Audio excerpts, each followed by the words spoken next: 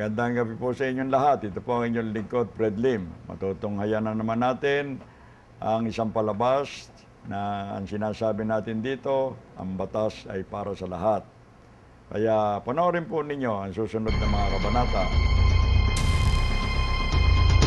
Ang istorya nito ay tungkol sa isang lalaki na sinidyos yung isang teenager at ginahasa po.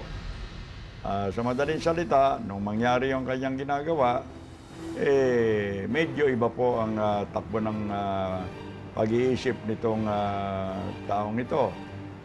Pinapakunan po niya ng video yung kanyang ginagawang panghahalay doon sa batang babae na minor de edad.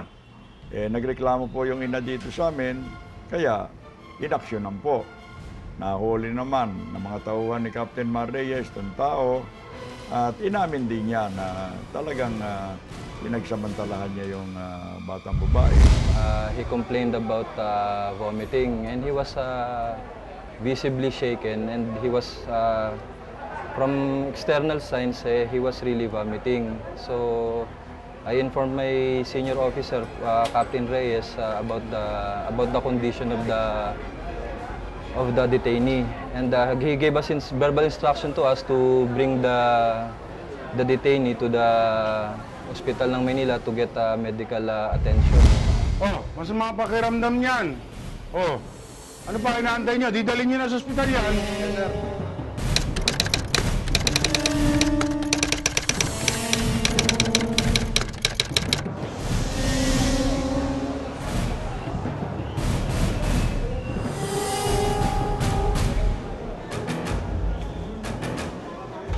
He gave the impression that he was really sick because he was really vomiting and he was palish looking somewhat.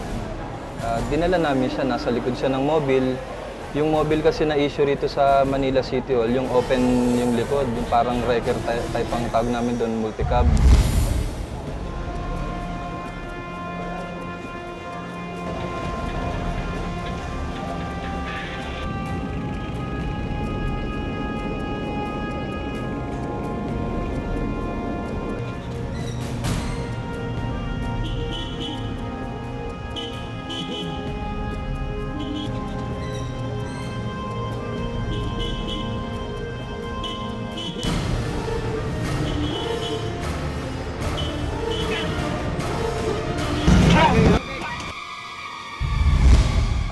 Ito pong taong ito ay nanlaban at inaagaw yung baril ng pulis.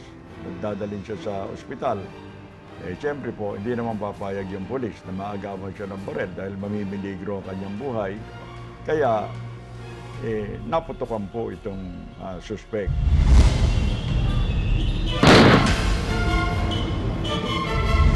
Ngayon, nung nagmamaneho na ako, paliko ng sa may kalaw, pakaliwa, nakarinig ako ng ingay na nanggagaling sa likod ko. Commotion. Ngayon ho, sa isang iglap, mabilis ang pangyayari.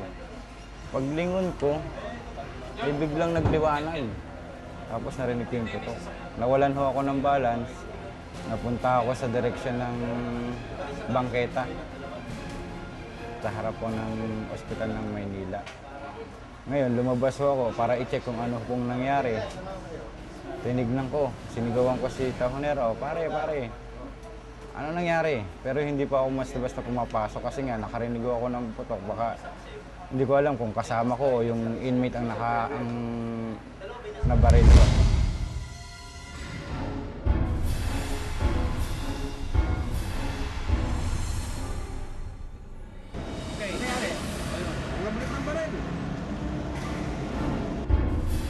Doon ko na lang naramdaman na may hinablot niya.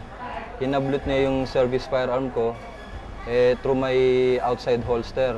Tapos yun na nga, nakita ko mabilis yung pangyayari. I made an attempt to grab back my service pistol because wala nang ibang conclusion kung anong gagawin niya.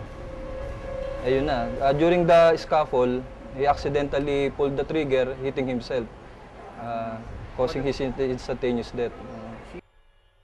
O, yan na naman, inuulit po namin sa mga kabataan na mararahas ang kalooban at pag-iisip.